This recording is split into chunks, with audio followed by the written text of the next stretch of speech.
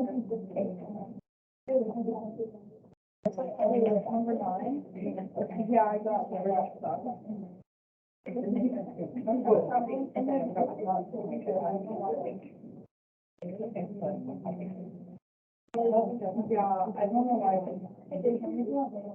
Come on, guys. You guys can turn to page 9.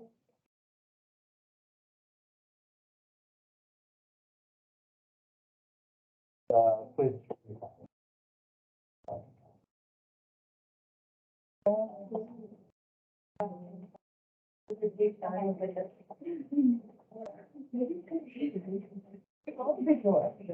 All right, so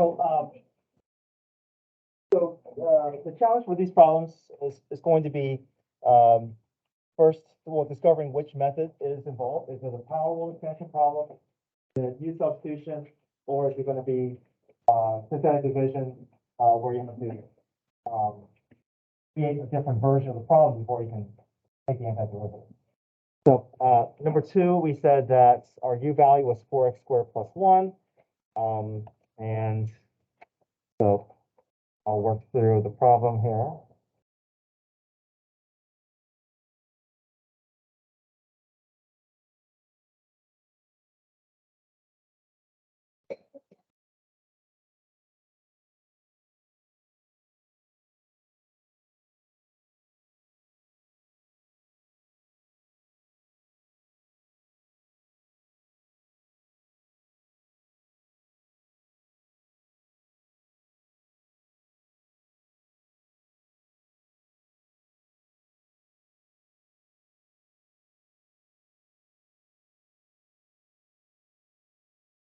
The x's go away, just like we would expect and like to happen.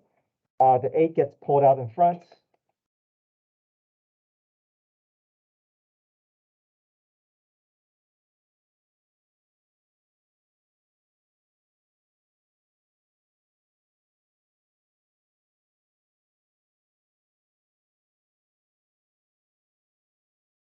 Replace the U back in terms of x.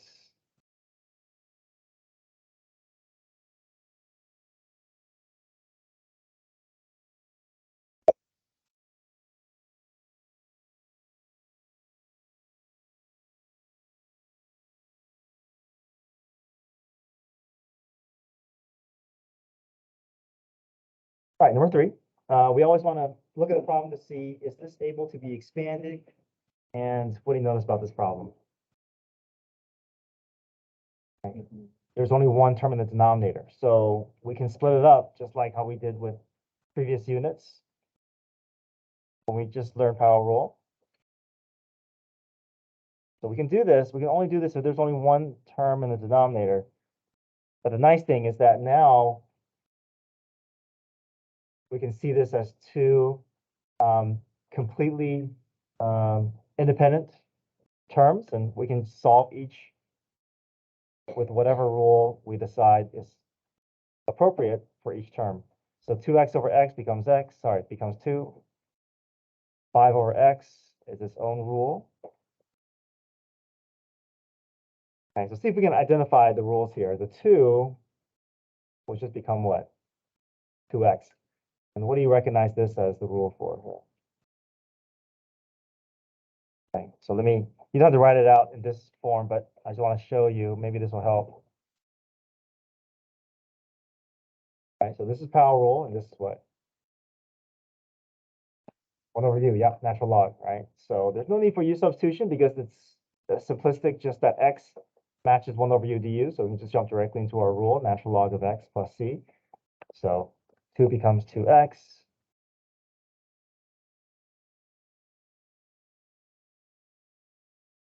So there's no u substitution, no, I guess, yeah, no synthetic or long division. There's only one term. This is the way that I want to approach it.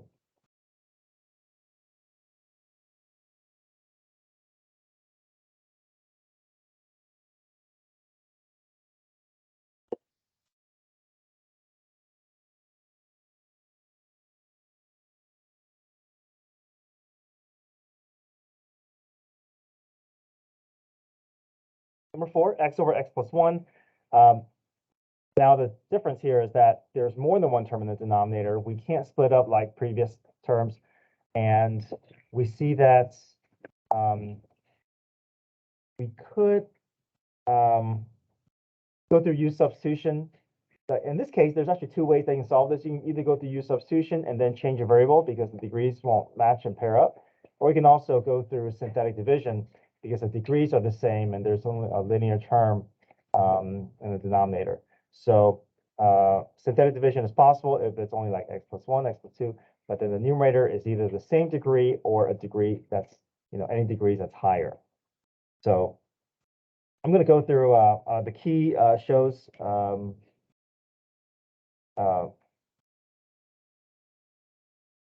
change a variable with use substitution. And I want to show you a different method here. We can also go through synthetic for this one. So first, we set x plus 1 equal to 0.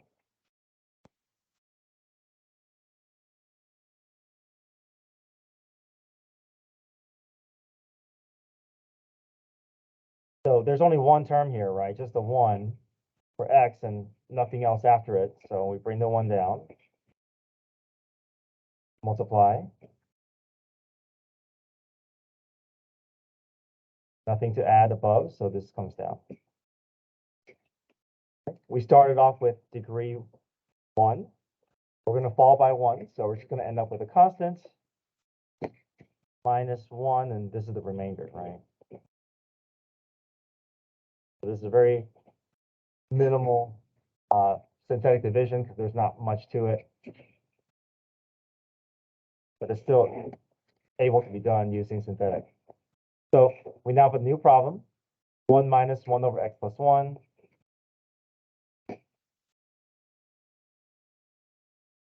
The 1 is just power rule. This one is just a U substitution. If you want to go through the full U substitution steps, you can. But if you recognize this as natural log, you can jump directly to it without having to show all these steps.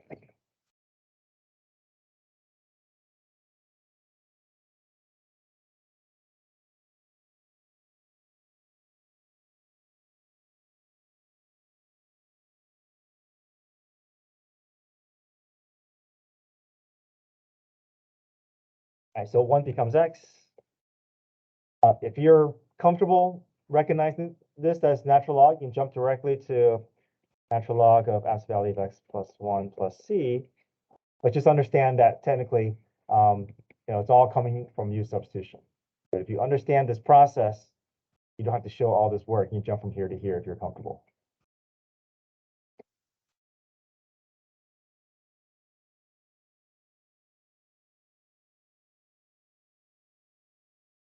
Any question with 4?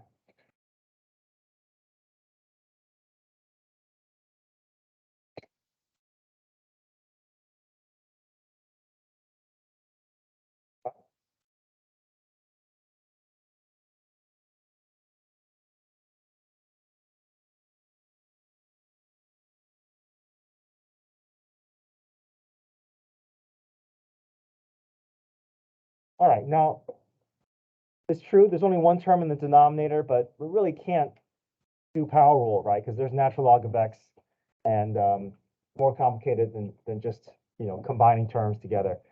So even though there's one term in the denominator, we know this is too complicated for just power rule because of that natural log of x. So we have to consider U substitution.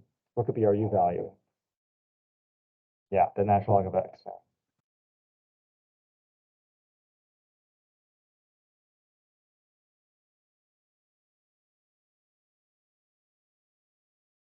Okay, what's the derivative of natural log of x?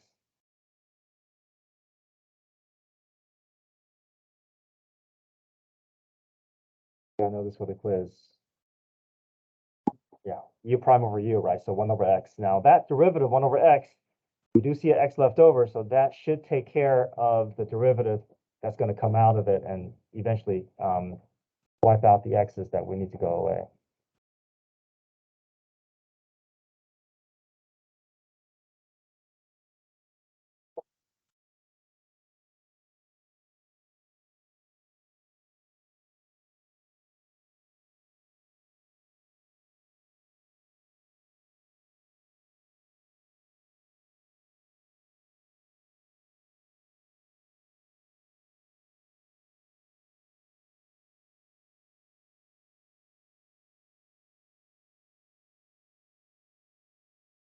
X's go away, just like what we hoped for.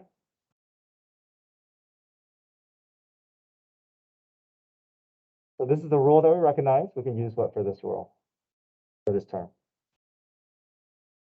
Power rule, right? U squared becomes 2 to the 3. Let's bring back our original variable. Either put that 3 below, or we can pull that 3 out as 1/3. Any variation is fine.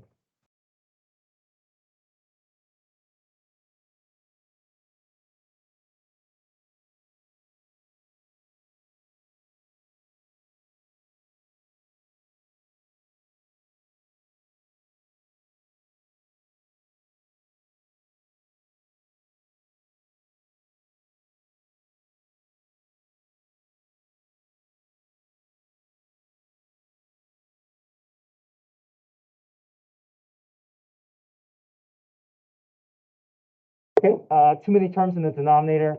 The parentheses are actually there to help us. If we distribute that root x through, we kind of lose a little bit of that helpful parentheses. So we know we got to go through substitution.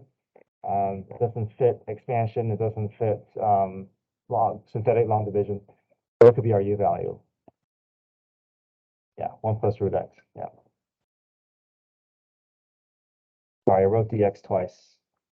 Let's just write it this one time. All that out and put a 1 above it.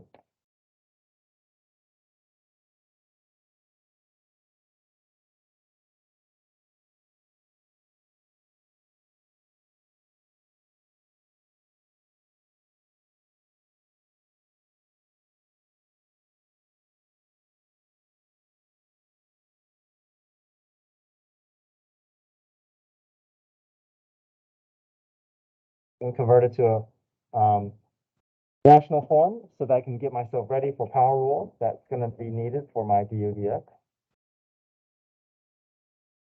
1 goes away, x to the 1/2 becomes 1/2 x to the negative 1/2. I'm going to clean this up before I cross multiply and solve for dx, just because I don't want to have to deal with that negative exponent.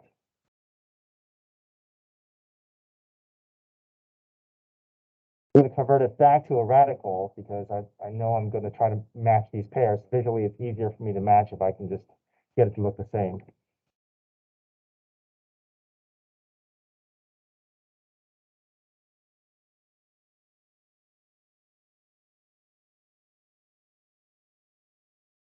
Okay, so I know that this piece gets replaced with u, the dx gets replaced with 2 root x du, and that should be a nice match that I have with the root x's.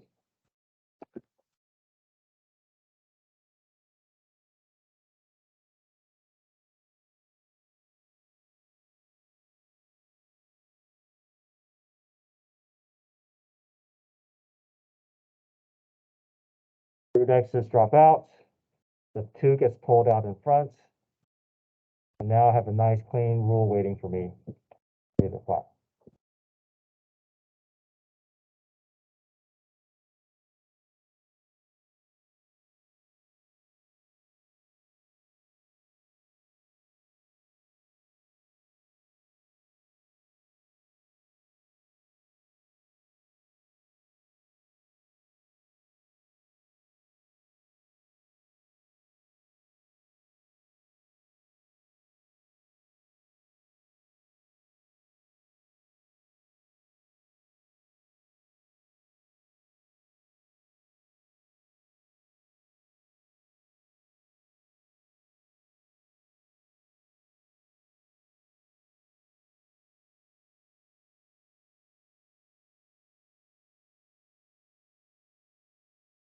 Okay, number 7.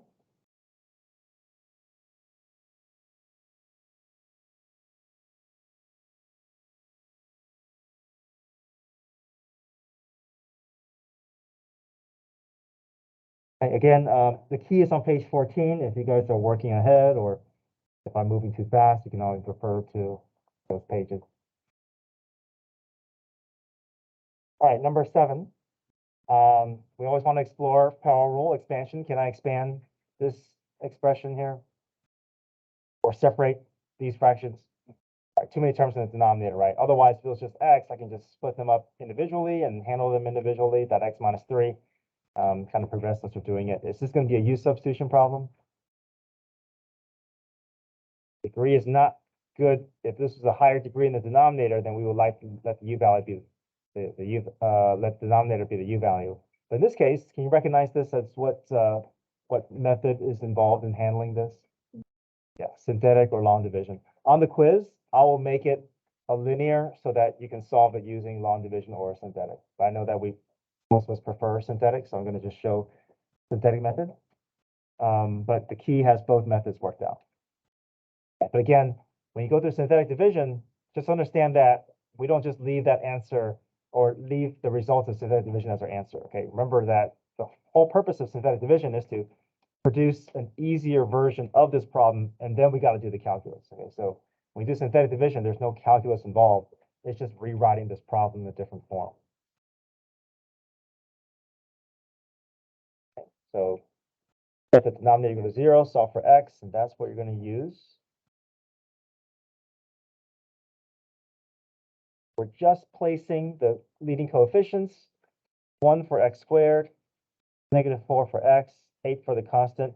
There are no missing degrees. If there were a missing degree between, if there's a degree that gets skipped over, we want to make sure that we have a 0 placeholder for that degree. Okay. So first thing, bring the 1 down, multiply. -4 plus 3 is -1. Multiply with the number in front. -1 times 3 is -3. Add, 8 minus 3 is 5. Okay, so we started with x squared. Anytime you go through synthetic, you're always dividing by x to the first power, so your degree is going to fall by 1 degree. So x squared becomes x. This is a constant, and this is going to be your remainder. So make sure you remember to step to the side and rewrite the problem. Now it's going to be easier for us to do.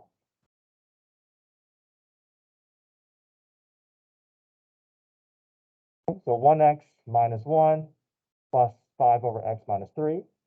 Power rule, and this is a little bit of u substitution here. It's going to end up 1 over u, natural log.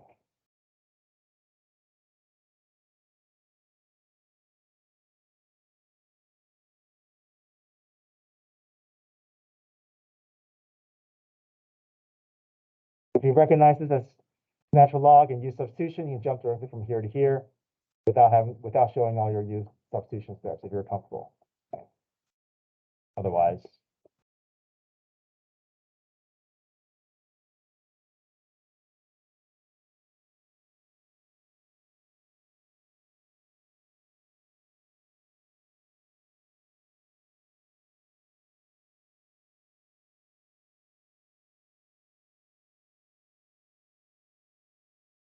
okay, number 8.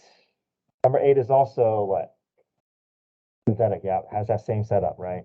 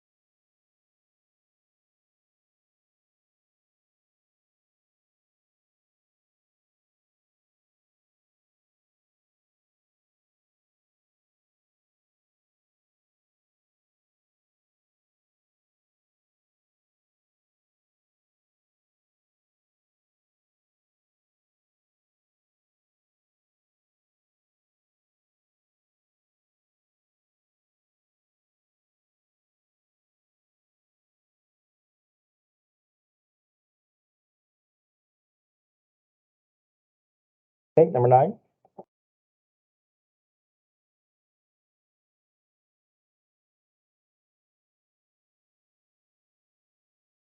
All right, it's already too complicated for expansion, power rule, separating terms. So we have to go to use substitution. That's our next option. What's our u value? It's +3, yeah.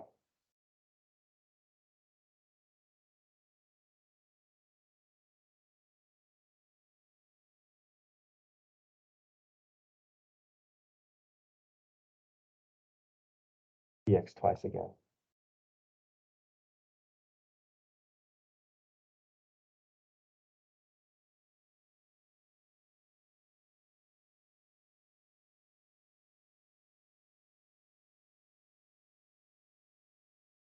And what can we push out in front?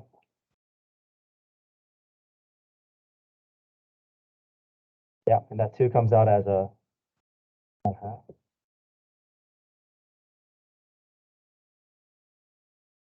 Now, this problem can strangely be deceptive. Right? It's not meant to be deceptive, but why do you think this could be deceptive for the problems that we've been doing? Right. I think we've been doing natural log so much that we just see a u in the denominator and we want to go towards natural log because we've seen it so much. But why is this not a natural log problem? Because it's squared, right? If it's using the first power, it's great. That's natural log. But any other power, we got to bring it up to the top and go through power rule. So just be careful about that. Just because you see a u in the denominator doesn't mean that it's always natural log. There's a power rule problem.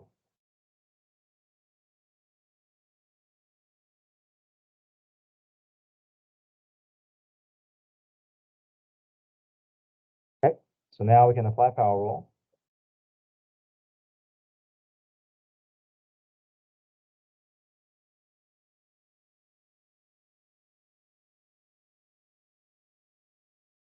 Oh, sorry. I don't know why I put a negative one.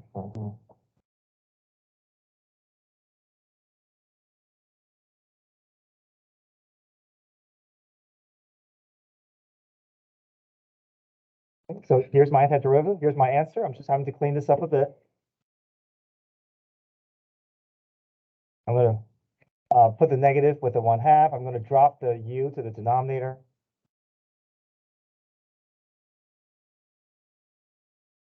And then bring back the x's.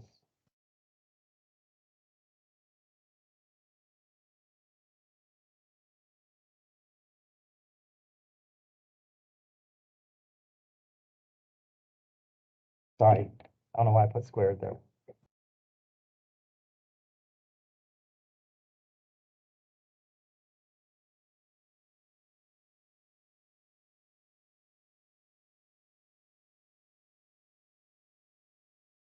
All right. Okay with 9.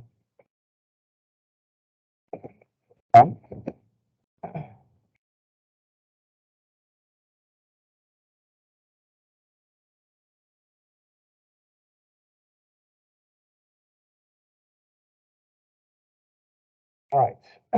What do you see here? What is this setup here? How would you categorize this?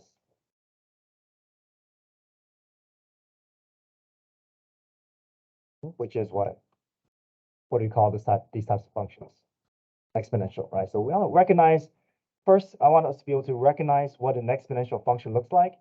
And then if we can recognize exponential functions, I think it's easier to say, oh, okay, exponential function. Okay, we have rules that handle exponential functions, either e to the u or a to the u. This is not base e, this is base 5. So that falls into that category of a to the u. So maybe that is how we're going to approach it. And we always want to kind of look ahead into our steps before we actually commit to it. What could be our u value if we're considering this as our exponential function rule? Secant, right? And if we look ahead, is that derivative going to pair nicely with this sitting here?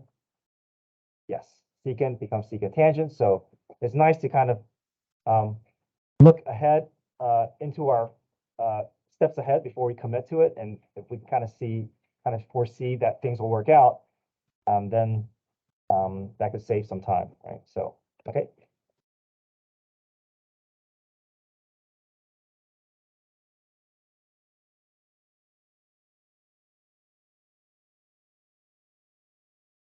So those are my two replacements I'm going to try to start with.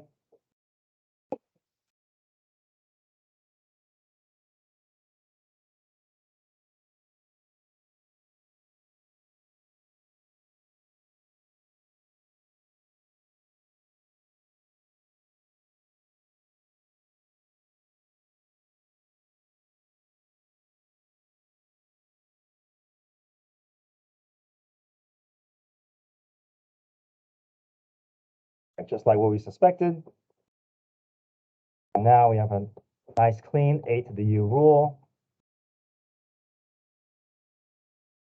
So a to the u looks a lot like e to the u in the sense that the original function is part of the antiderivative. There's just a little bit of natural log conversion that has to occur. So 1 over natural log of 5 gets put out first, and then the original function plus the bring back your x.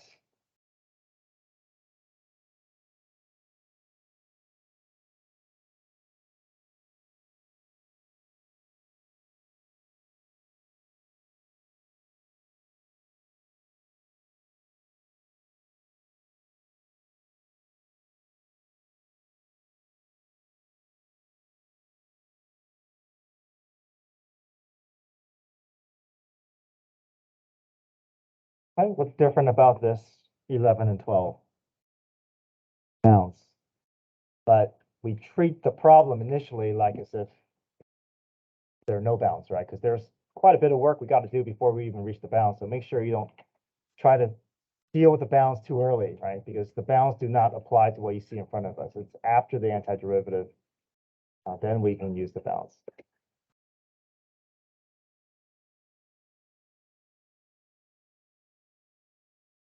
All right, so everything is multiplied. We can't split up into individual terms.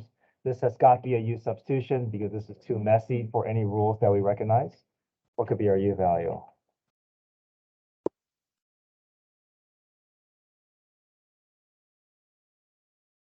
Your guess. The entire exponent, right? And that degree is good, right? That x squared, we know will eventually handle this x once we take care of the derivative. And it should end up looking like the e to the u rule that we recognize.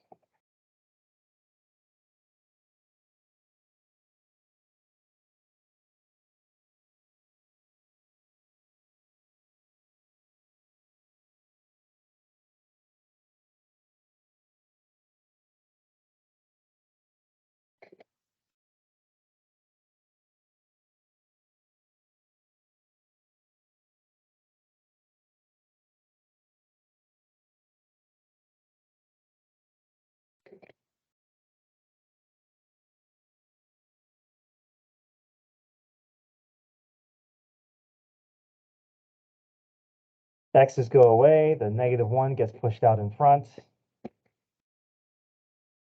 Now we have a nice clean rule for us to use. E to u.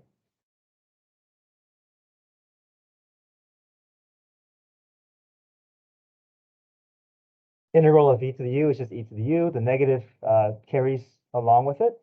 Let's bring our original variable back.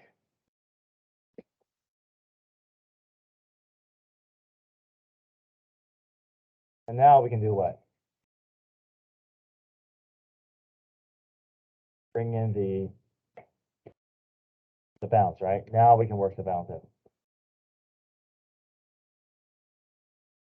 Oh, something I do want to point out is whenever we see bounds, careful with the zeros. Okay, I think so many times we expect zeros to just wipe everything out, but that's not always going to be the case. So make sure that you spend the time to plug in the zeros and don't always assume that the zero is just going to wipe everything out because there may be some leftover from zeros, depending on the expression.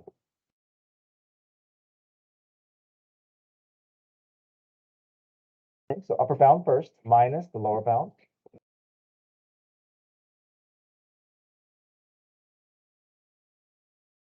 Now the 0 is going to wipe out the exponent, but that exponent is going to end up being a 0, but anything to the 0 power is what? 1. So just be careful with depth integrals. Whenever you see 0, take the time to actually plug in and actually convince yourself that it either goes away or doesn't go away.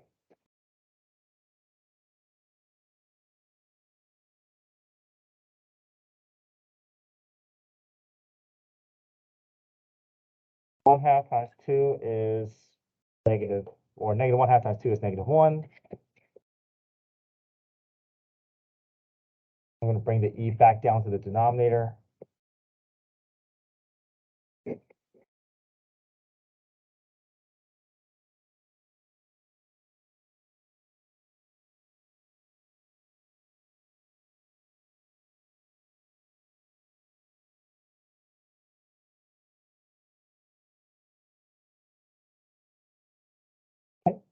Number 12.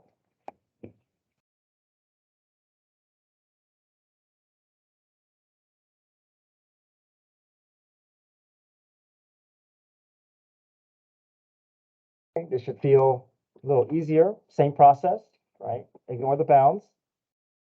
U value is the exponent, and this should work out into e to the u.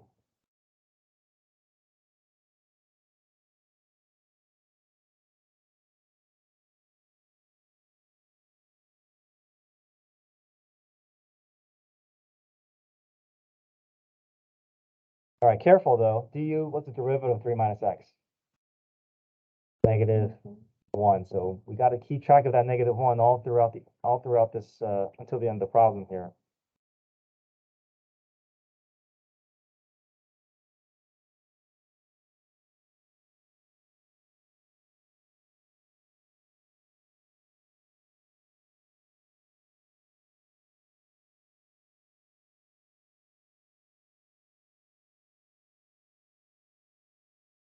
Okay, e to the u is just e to the u. The negative comes along with it. Bring back your original variable.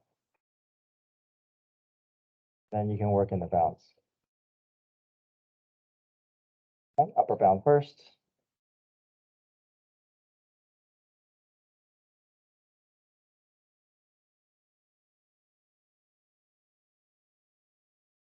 So negative e to the first power, right? Negative e to the negative first power plus e to the 0. We know anything to the 0 power is 1. Ends up being actually the same answer as the previous problem.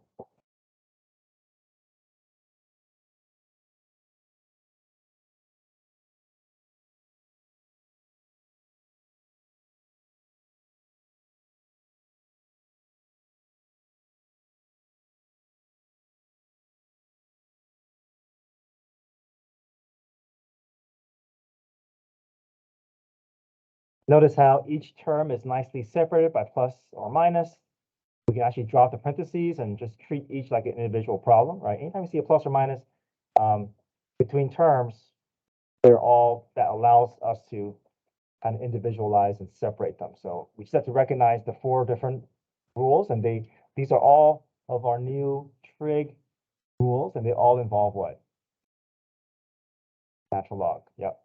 So here's the way I remember it. Tangent is sine over cosine.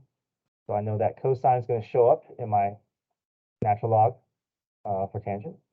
Secant looks like the derivative for secant. Secant plus tangent.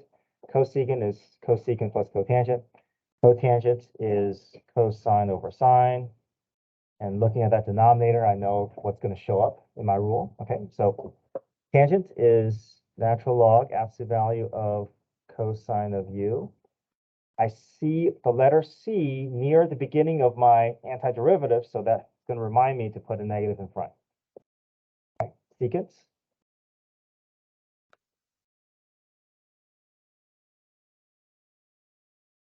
No letter C near the beginning, so leave it as a plus.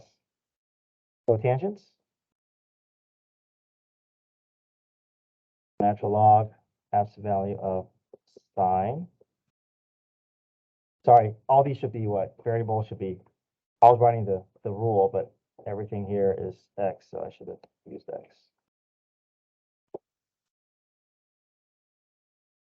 I don't see a c in my antiderivative, so leave it as a positive. And cosecant looks a lot like secant, except the plus in between. I mean, compared to the derivative rule. I do see the letter C, so negative.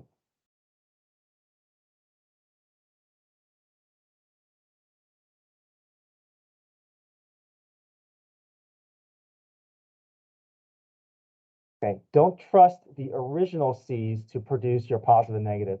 After you find your antiderivative, then look for the C and then adjust your signs. For antiderivative, don't base your negative off of your original expression. All right, 14.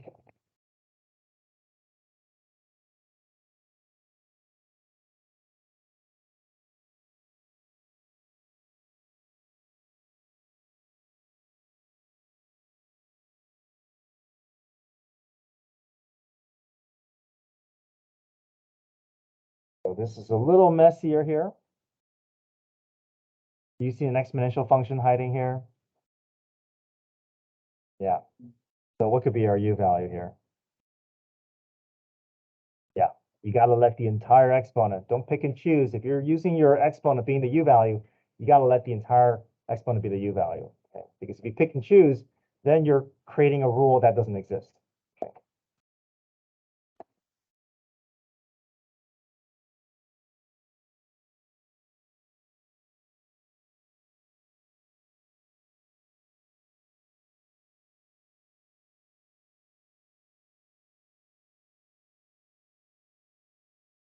Okay, so this requires a little bit extra than just power rule, right? So what's required here if I want to find the derivative? Chain rule, right? So chain rule is outside, inside. Outside is that parentheses cubed.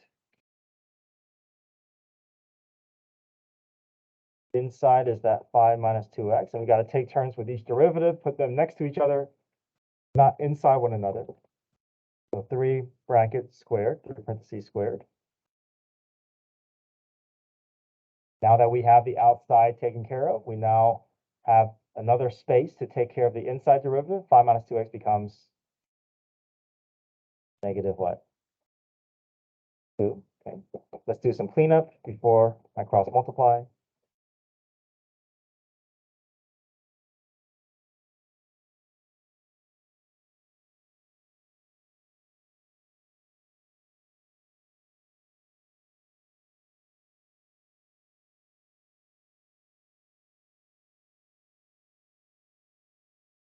All right, so that 5 minus 2x squared is a good sign, right? We want these to go away.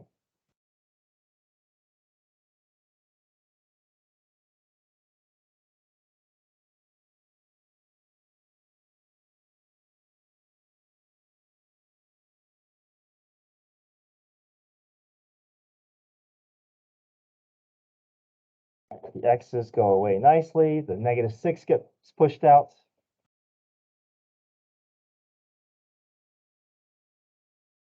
Now, once we get past the coefficient, we have a nice clean rule for us to apply, right? The a to the u rule. So a to the u looks a lot like e to the u. It's the original function. It's going to show up in my answer, but there's the natural log conversion that has to occur.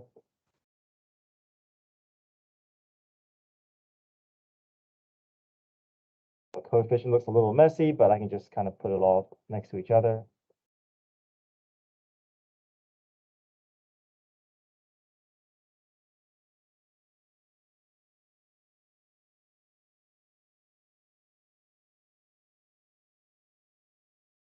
I think in my answer key, I put this below.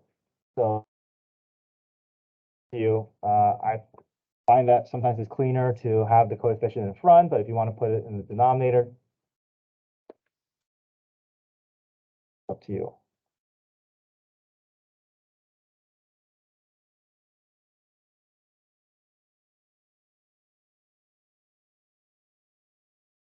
All right, so go to page 11, worksheet 2. Let's see how we do with our second try at the rules.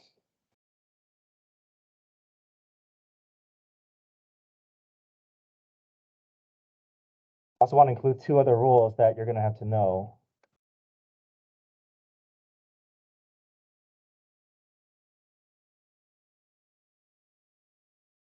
Make sure we know those derivative rules as well, e to the u and natural log of u.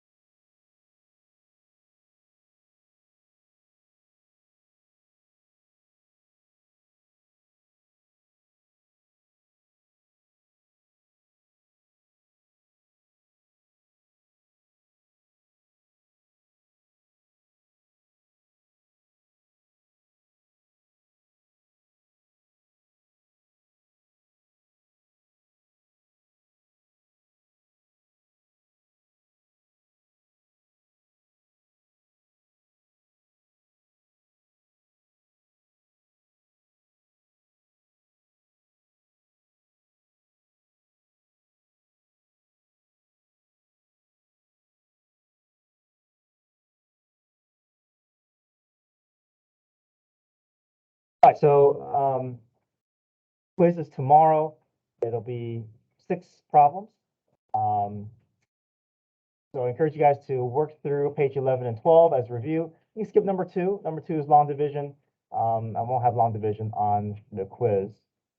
And then tomorrow morning, I will go over quiz review on page 13, 7:30 in the morning, and I'll send out a reminder this afternoon. All right, folks, get your phones.